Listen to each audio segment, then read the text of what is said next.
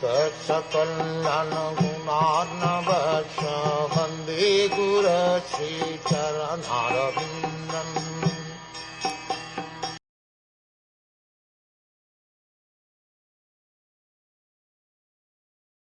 My dear father, the opulence we possess is impossible for either you or your flatterers to imagine.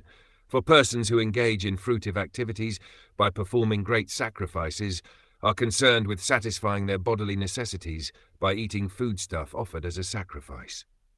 We can exhibit our opulences simply by desiring to do so. This can be achieved only by great personalities who are renounced, self-realized souls.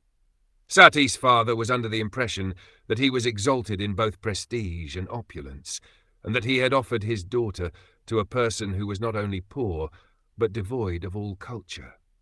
Her father might have been thinking that although she was a chaste woman, greatly adherent to her husband was in a deplorable condition.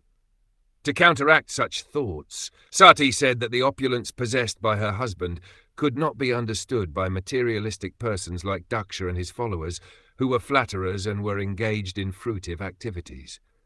Her husband's position was different. He possessed all opulences, but he did not like to exhibit them. Therefore such opulences are called avyakta, or unmanifested.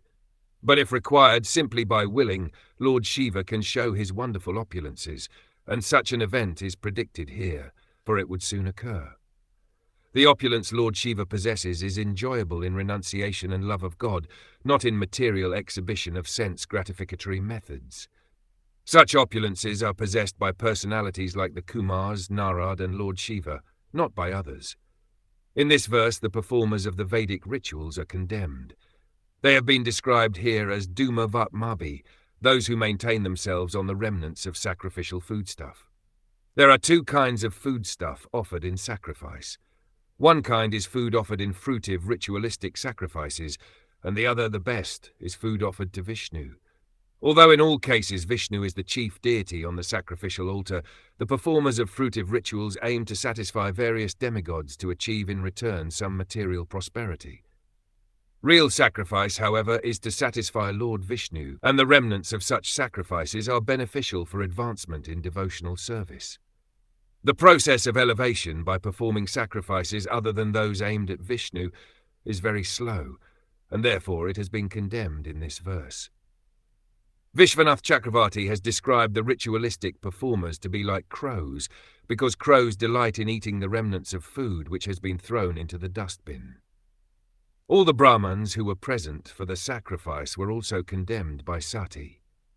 Whether or not King Dakshan and his flatterers could understand the position of Lord Shiva, Sati wanted to impress upon her father that he should not think her husband to be without opulence. Sati, being the devoted wife of Lord Shiva, offers all kinds of material opulences to the worshippers of Lord Shiva. This fact is explained in the Srimad Bhagwatam in the 10th canto. Lord Shiva's worshippers sometimes appear more opulent than the worshippers of Lord Vishnu, because Durga, or Sati, being the superintendent in charge of material affairs, can offer all material opulences to the worshippers of Lord Shiva in order to glorify her husband, whereas the worshippers of Vishnu are meant for spiritual elevation, and therefore their material opulence is sometimes found to decrease. These points are very nicely discussed in the 10th canto.